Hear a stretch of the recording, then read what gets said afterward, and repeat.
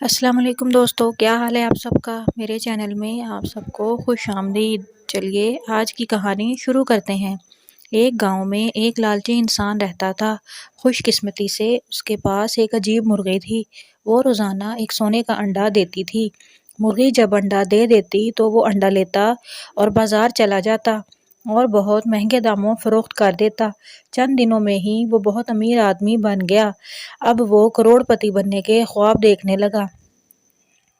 لوگ اس کی دولت سے خوب متاثر ہوتے اور ہر جگہ اسے عزت دینے لگے، لیکن وقت گزرنے کے ساتھ ساتھ وہ اور بھی زیادہ لالچی ہوتا گیا۔ اس کی لالچ نے اسے بے صبرا بنا دیا۔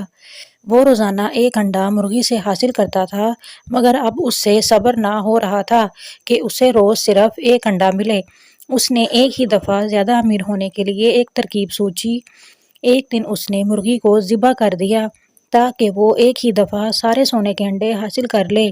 اس نے مرغی کا پیٹ کھولا اور اندر انڈے دیکھے، لیکن وہ یہ دیکھ کر بہت حیران ہوا کہ اندر صرف ایک ہی انڈا تھا جو کہ مرغی نے اس دن دینا تھا۔ اب اسے اپنی غلطی کا احساس ہوا اور وہ بہت پچھتایا کہ اب اسے مستقبل میں کوئی بھی انڈا نہیں ملے گا۔ اس کی لالچ کی وجہ سے مرغی اور اس کے انڈے دونوں سے ہی ہاتھ دھونا پڑے۔